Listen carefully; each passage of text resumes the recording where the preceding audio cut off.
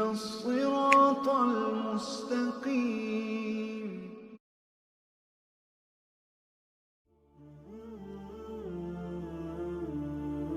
Is called the problem of evil. So atheists say, well, how could God, a God that is loving and a God that is all-powerful, allow for evil and suffering to take place in the world? So how would you respond to that? Mm-hmm. So the answer would be, first of all, that we don't know all of the wisdom of God, and He knows best why He's allowing certain things to the degree that He allows them. Second, we can see that there is, in addition to a deal of suffering in the world, there's a lot of good things as well. And sometimes good things come as a result of the suffering. So one person suffers, but another person is charitable towards that person who is suffering. So it is balanced. There is suffering, but there is an overwhelming abundance of good. And so the ultimate thing for God is that the good results from the creation that He has put into motion.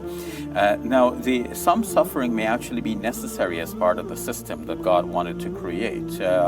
God, has all possibilities available to Him, and He may have actualized many other possibilities that we're not aware of. Let's just think of it from scratch. So God hasn't created anything yet, and He's thinking, okay, I can create this or I can create that. If I create a world like this, it will have this suffering. If I create this other world, have no suffering. So I want to create the world that has no suffering, and I want to create a world that has a little bit of suffering but abundant good, and I want to create a world that has a little bit more suffering but still much more abundant good. Where does He stop? It's like, making pizzas for sale, and that, there's only so many pizzas my customers will eat in one day. So how much do I make? So I make as much pizza as will be normally sold for a reasonable price, and then I have to stop. So God also is making decisions about which kinds of world to create. So why didn't God decide to create a perfect world? Is there a reason He must have created that too. And if we think of angels are thought in Islamic tradition to be perfect beings. And so the world of angels is a perfect world. So you think there's a reason for us to have an imperfect world that we don't know? Yes, there is a reason for the imperfect world. Part of the reason is that He's going to create creatures who will have choice and who will have challenges that go with that choice. And to have such challenges, you need a sort of imperfect world in which there are disasters, and we learn how to cope with our disasters. See, let's say we're training a teenager, a child. So we can protect that child by making sure that no harm comes in the way of that child. Well, of course, when they're much younger, that's what we do. But as they grow older, we allow them to take some risks and to be exposed to some harm. They will suffer to a certain extent, but they will learn through the suffering. They'll learn to become masters of their own future by this. And so God is equipping human beings in our imperfect world to become masters of our own future. So if there's an asteroid heading towards Earth, we now have the capability to look at it through a telescope, to estimate its path and its trajectory, and also to alter its trajectory by maybe shooting it with a rocket or taking some other evasive measure. So rather than have God do everything for us in a perfect world so that there are no harms, no disasters, no risks, we are living in a world in which we as human beings have this opportunity to grow, to develop, and to co-share with God in aligning ourselves with the will of God. Mm-hmm. So let's turn to another objection now. Another objection is that we can be moral and good beings without God. And in fact, sometimes religious individuals do evil or wrong things in the name of God. How would you respond to that atheist objection? Now, obviously, this atheist objection comes in response to the believer's objection to atheism. The believer says, well, if you can't be good without God. Without God. And it's wrong to put it that way, because the atheist will naturally come back with this and say, look, we have a lot of good people who are atheists, and we shouldn't deny that. The other way in which the objection gets reversed like this is that the believer says, look, we have a book from God that tells us what's right and wrong, but atheists do not have such a book, so how do you know what's right and wrong? And then the atheist turns back and says, well, something in your book seems to belong to an ancient time. It doesn't seem to be applicable in our present time, and it doesn't seem to be right in our present time to apply it that way, so that you still have to use reason and evidence and knowing our circumstances. And we atheists, that's what we do. We know what's good and what's bad from our own situations. So we don't really need God to be good. We can be God. We can be good by ourselves, and we don't need a scripture to tell us what is right and wrong. Sometimes the scripture seems to be wrong, and we know what is right and wrong.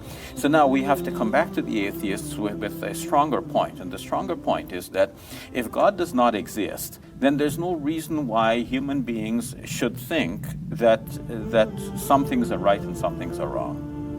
See, when we say that some things are right and some things are wrong, we're issuing a moral judgment on things. But this moral judgment does not come from the physical universe. The physical universe has no moral judgment of its own. Things happen as they happen. An asteroid will strike Earth. It's not a bad asteroid. Asteroids just do what asteroids do.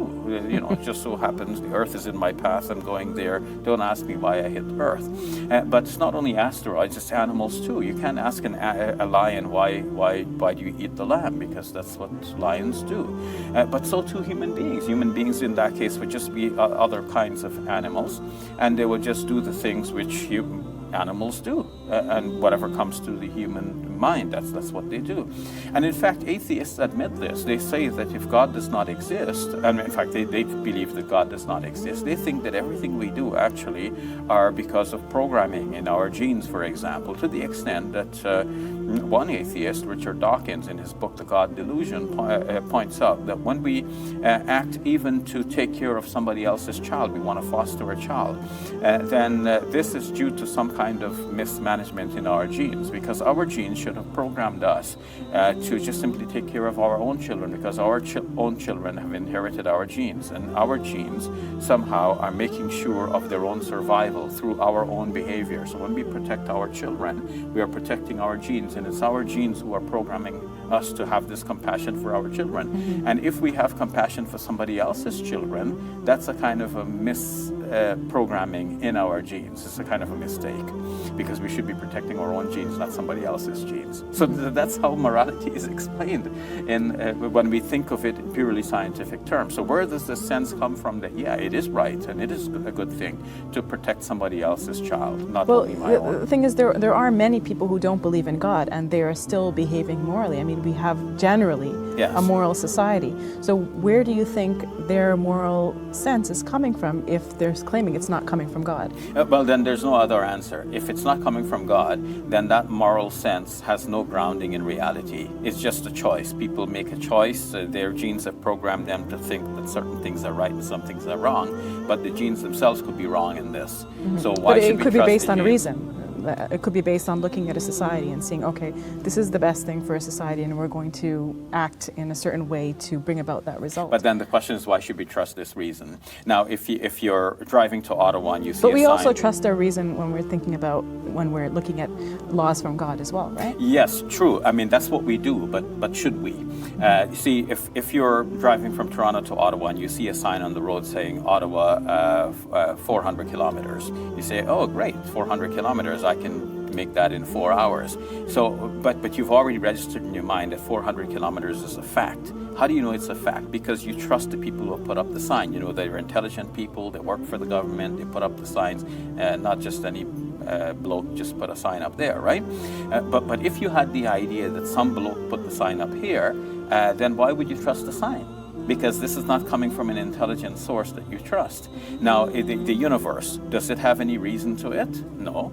So why should we trust the reason in our own minds, knowing that it came from a blind universe that does not have any reason? But if we believe that we are products of God, God created us and equipped us with reason, and God is the source of all reason, then we have a reason to trust that reason. So when we think that certain things are good and certain things are bad, we may be wrong, but we have good reason for trusting that instinct, knowing that God has created us with that instinct. And in fact, the Quran says about the human soul, فَأَلْهَمَهَا فُجُورَهَا وَتَقْوَاهَا. God has inspired that soul with its tendency towards evil and towards good. So that criterion, that furqan, is what God has given the human intellect to differentiate between good and bad. Had it not been for God, we have no reason to trust that feeling that certain things are good and certain things are bad. Okay. Well, the problem of evil can be summarized in the following way: that there is a good, all-powerful God. Okay. There's too much evil, too much suffering. Therefore, there can't be a good, all-powerful God. That's the summary, the logical summary of the problem of evil. Seems rational on the surface. Well, it seems emotional on the surface, Okay. definitely, Right. but our job is not to be emotional. Yes. Our job is to be thinkers. As Allah says in the Quran, أَفَلَا تَعْقِلُونَ. Do you not use your intellect? Do you not use your brain, your intellectual capacities? So when we scratch the surface, we see actually it's a joke of an argument, I personally feel. The first thing I'd like to say is that if they claim that God can't exist because there's too much evil and suffering, then we could switch it around and say, well, fine, let's accept for a moment that since there is too much evil and suffering in the world, then you can say a good, all-powerful God probably doesn't exist. I'll give you that as an argument. But if that's the case, then your philosophical method in coming to the conclusion that a good, all-powerful God can't exist, that philosophical method must now turn you to believe in God because of the design argument. Why? Because why do we believe in design? Because looking around the world is highly unlikely a cosmic designer doesn't exist. Do you see? It's highly likely a cosmic designer is in existence and did design this whole universe. So on the one hand, they use probability to reject God based upon the evil and suffering in the world. Right. Or stick to probability, and then when you start looking at designing the universe, you're like, well, you know what? This we should accept God or cosmic designer based upon probability using the design argument, because it's highly likely a grand designer, if you like, exists based upon the design in the universe. So what you're saying is be consistent. I mean, Be consistent. You can't have your cake and eat it. Right. You're using one philosophical method or one intellectual method to form a certain conclusion to reject God, but that very method makes you accept God with another argument, which is the design argument, because essentially the problem of evil is what you would call a probabilistic argument. Right. It's not deductive. It's not, for example, it's not necessarily true. It's basically saying it's highly unlikely a good or powerful. There are three ways in dealing with the problem of evil argument. The first way is by dealing with the first daring assumption, which they assume God is only good and all powerful, and that's it. Right. The second daring assumption is that God hasn't given us any good reasons of why He's permitted evil and suffering in the first place. And the third one is the point that you're talking about, which is, wait a minute, is this evil real? Right. Is this evil objective? Does it transcend human subjectivity? And that's the point. So let's work our way through these. So the first daring assumption is God is only good and all powerful. But let me just think about here. Is God only good and all powerful? Well, in what religion? I mean, if you look at Islam, to claim that God is only good and all powerful, well, that's not the God that we believe in. Right. This is a straw man. It's a logical fallacy. You've misrepresented God in the Islamic tradition. So would you say that there's an attempt to superimpose the Christian narrative on the Islamic narrative as well? Yeah, but to be fair to Christians as well, they also believe God is wise and loving, and they do believe some attributes of God. Yeah, they still believe some of these attributes of God. I think what they're trying to do is they're simplifying the argument just for it to have power. Right. And that's intellectual dishonesty, I believe. So coming back to the point, God is not only good and all powerful, He's also the loving, He's the compassionate, He's the wise, He's the subtle. So let's take the wise for example. We know that God is wise. So this follows that there is wisdom in what happens in the universe, because everything that happens in the universe is in line with His will. Right. Which His will is in line with His nature. Part of His nature is that He is wise. Therefore there is wisdom. If there is wisdom, there is a reason. Right. So this gratuitous suffering that you're talking about, I don't understand why an iguana, for example, gets eaten up by another animal. I don't understand, for example, why that baby had to suffer cancer. You can't rationalize it, right? That's fair enough. But just because you can't see the wisdom, it doesn't mean the wisdom is not there. That's another logical fallacy. It's called argumentum ad ignorantium. You're arguing from ignorance, right? So what we believe is that God is the wise. So His wisdom is bigger than our wisdom, right? Greater than our wisdom. The way I like to put it is this way. We have the pixel, God has the picture. That's what puts things into perspective. It does, and that's frankly, and that deals with the whole argument. Now they may think, well, I don't believe God is all wise. Well, then that would be your opportunity to say, well, you know what? We believe in a book called the Quran, and we have good reasons to believe why this has come from the supernatural. This is from the divine, and He says He is the wise. So if we could show that God is wise, it actually crumbles the argument. That would be the first point. And we could see this in Surah Baqarah, chapter 2, verse 30, when God talks to the angels, and the angels say, are you going to send someone down who's going to create bloodshed? Yeah? And God says, I know that which you do not know. Okay? Wisdom. Exactly, the wisdom. So the angels are just referring to their own previous experiences. They got limited knowledge, just like us human beings. Sure. You know, I saw the baby, he had cancer, but I don't understand why. Right? But God is saying, but I know, and you don't know. You know, bro, there's another amazing story that you allude to, is always the story of Khidr and Musa. That's the point I was going to say now. And that is such a profound story. I mean, Chapter 18, verse 66 onwards, Moses, upon whom be peace, he meets this man called Khidr, and Khidr does things that Moses doesn't like, saying, hey, you killed someone. Hey, you made a hole in a boat. Hey, you did this, you did that. Look at this evil. And then Khidr is saying, I told you, you want to have patience with me. And then Khidr explains why those actions happened.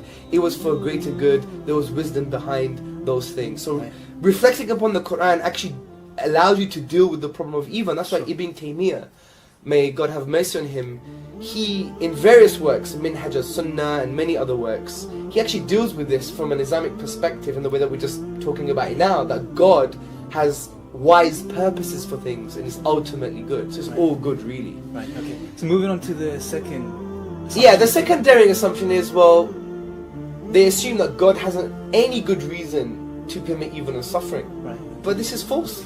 Any good reading of the Quran and the prophetic traditions of the Prophet Muhammad, upon whom be peace, sallallahu alayhi wasallam, we would see that there are so many spiritual tools and concepts in the Quran and the prophetic teachings that actually show us that God has given reasons to why there is evil and suffering. Well, the first point is, this is not paradise. Right? We're not here to party and boogie, right? We're here to be tested, as Allah says in the Quran, that He created life and death, right? And the atheists, I guess they need to understand this perspective, because when they approach it, they come at it from an angle that this life is all that exists. Yes. This is their paradise. Of course. So when they see evil, I guess it doesn't make sense to them from the, like you say, this Islamic perspective. First and most importantly, this life. Well, I would even say that the problem of evil argument is an arrogant argument. It's actually compassion. It's actually arrogance dressed up in compassion. Okay.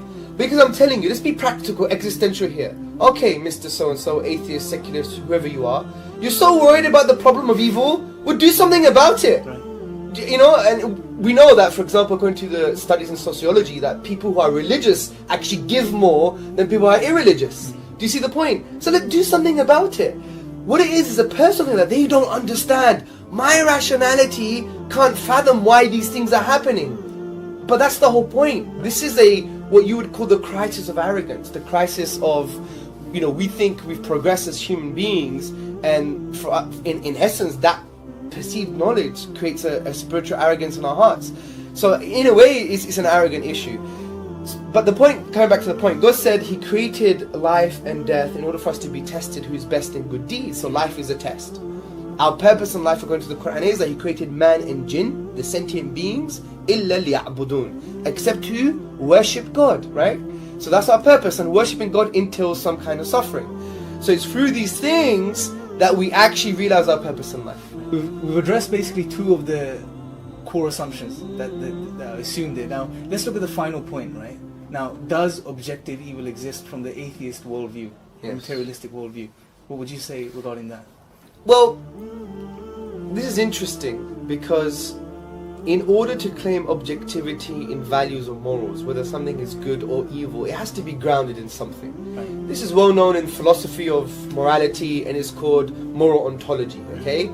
Your morals have to be grounded somewhere. If you believe, for example, that if I were to shoot you in the head, right, an innocent Imran, shoot him in the head, we know objectively that's morally wrong. And what we mean by objective is, if the whole of Britain, for example, were to agree and say no, it's morally right, it would still be morally wrong. Okay, it transcends human subjectivity, and we see this. There is an ought pressing down on our lives, as Professor Ian Markham says.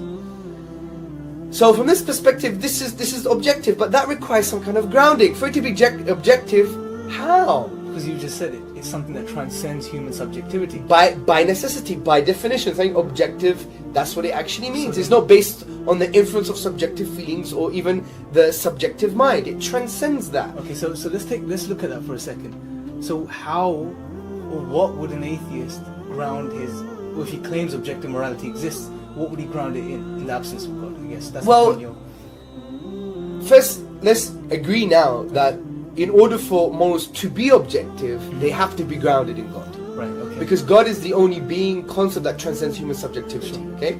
So there are alternatives. The alternative is biology or evolution. Right. See, we're not saying here, for example, how we develop the capacity to develop moral behavior. We're not saying, for example, how we can biologically reason how morals came into being. We're not interested in that. We're saying morals, are they objective? Right. If they're objective, then can evolution be a grounding for that? We're saying no. Right. Why? Because evolution is, in a nutshell, a process over a lengthy period of time, and it's based on inevitable changes, based on maybe social and biological changes. So if those changes happen, then morals, one, lose their meaning, because, for example, love thy neighbor as thyself, as Professor Michael Rule says from the University of Guelph, is no different than picking your nose at a dinner table. It's social convention. It's just evolved. This is part of our social biological rearing from that perspective. So they lose meaning. And they're not objective because they're subject to changes, biological and social changes. Right. And that's why even Darwin, he wrote this in the 19th century. He basically, and I'm paraphrasing, that if we were to be reared like the beehives, we would think that it's okay to kill our fertile daughters. So that doesn't make sense. Of course, you're not going to accept No, that. of course not. But some atheists who I respect, I'll take my hat off to, what's his name? His book is here somewhere. It's, there you go. J. Mackey, the late J. Mackey, Ethics. On his first page, what does he say? What does he say? Read it. There are no objective values. There are no objective values because he followed through concerning his moral view, his atheism. Now, you have the likes of Richard Dawkins and Sam Harris and all these interesting human beings.